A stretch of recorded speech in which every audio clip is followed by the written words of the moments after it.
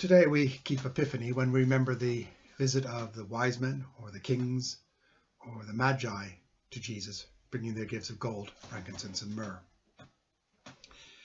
The account of this visit takes place in the Gospel according to Matthew, and we believe Matthew was written in a Jewish Christian environment, probably in the north of what is today Israel, around the Sea of Galilee. And it is very much a product of the time when Judaism and Christianity was splitting off, and it was no longer possible to be a Jewish Christian. You either had to be Jewish or Christian, and this divide was one that caused great tension, great difficulty for all involved, and was a source of great conflict. And so for Matthew, as he's reflecting this change that's taking place around him, one of the big questions for him is, why is it that Jewish people don't accept Jesus as the Messiah? And I think part of the answer or wrestling with that question is found in this account of the visit of the Magi. So who were the Magi? Well, the Magi seem to have come from Persia, modern-day Iran. And they would have been real outsiders because Persia was not part of the Roman Empire. In fact, it was this sort of alternate or competition empire. And the borderline, which is the area that's sort of in Syria and Iraq nowadays, was a very area of great tension. And the border moves back and forward over time as the Romans or the Persians grow in strength. And it's a place where there are periods of peace, but overall it's a place of tension. And at any moment, conflict could break out. So the people who live there, and there's some very interesting ideas about the church that developed there. But the people who lived there lived in very much in a borderland, a contested area where war and conflict could come to them at any time. So the Persians were very much outsiders from the Roman Empire. In fact, even almost members of an enemy empire. Secondly, obviously, they were not Jews. They were probably Zoroastrians. So they came from a very different religious tradition. And to Matthew and the Jews and Christians of his day, they would have been seen as completely religious outsiders. And third, they were astrologers. And for Christians and Jews, astrology was something that was practiced. It was practiced throughout the ancient world.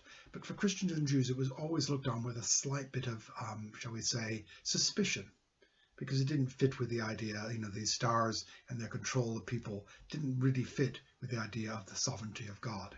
And so there was always a suspicion within both Judaism and Christianity about astrology, which certainly didn't exist in other parts of the ancient world, which was very tied up with astrology and great believers in astrology. So these people were very much the outsiders. They were from a foreign empire.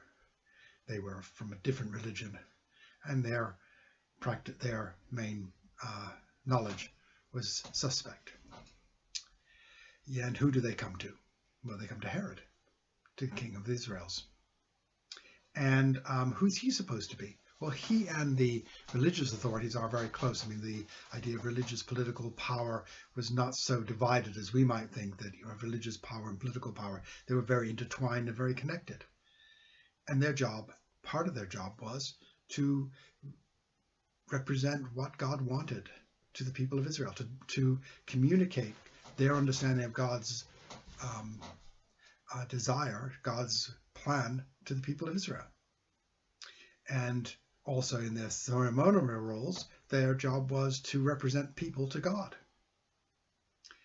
And so they were therefore seen to be not just political leaders, not just those who negotiate with the Romans and do that, but actually to be part of the religious life of the Jewish people. And part of that was to recognize what God was doing. And obviously they failed at this moment, because here comes these foreigners, these outsiders who recognize God is doing something wonderful. And what's the reaction of the leaders in Jerusalem? To try and thwart God, to try and destroy what God has done. So Matthew is setting up for us the outsider who speaks the truth and the insider who denies the truth. And of course, this will be playing out wider within the Christian church at this time, or the relationship between Christian church and the Jews at this time, is that as the Gentiles become more and more Christians become Gentile, or Gentiles become Christian, the outsiders seeing the truth of what God is doing, while those who are the insiders, the Jews, don't. So this is, in a sense, a reflection of what's going on in Matthew's world and within the church in Matthew's time. The foreigner sees what God does. The Jew doesn't. We could just leave it there, but I think there's a deeper truth that we might want to reflect on, is how we reflect when outsiders challenge us. I think for most of us who are part of a culture, particularly those who enjoy a certain place of privilege, a certain place of power perhaps, as small as it might be, but privilege, normally get very upset when that is challenged. I think we've seen that in the last year with the rise of the Black Lives Matter movement throughout the world, inspired by what was going on in the United States, but also coming here, where people from the outside, people have, perhaps without as much power, who have a very different experience within our society, challenge us and ask us to question some of the things that we assume about our society, about the way power works, about the way policing works, about the way justice works, about the way the economy works. And it can be quite painful.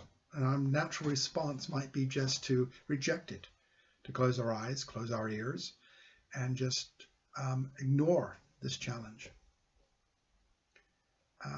But I think what these magi challenge us to do is actually to listen. Listen sympathetically. Listen carefully. Now, that's not the same thing as saying that we're always going to agree with what the critique says. Maybe we won't.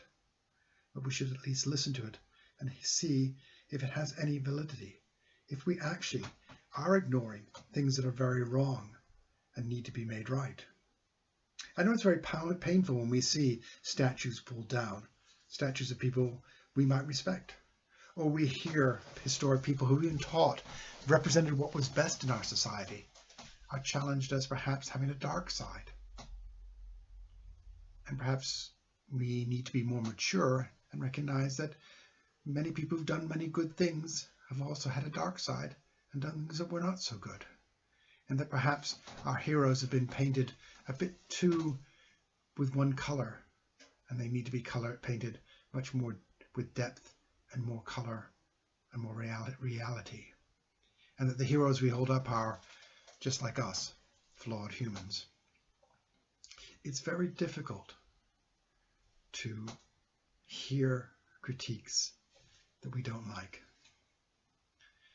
But at the heart of this is a challenge to be Christian.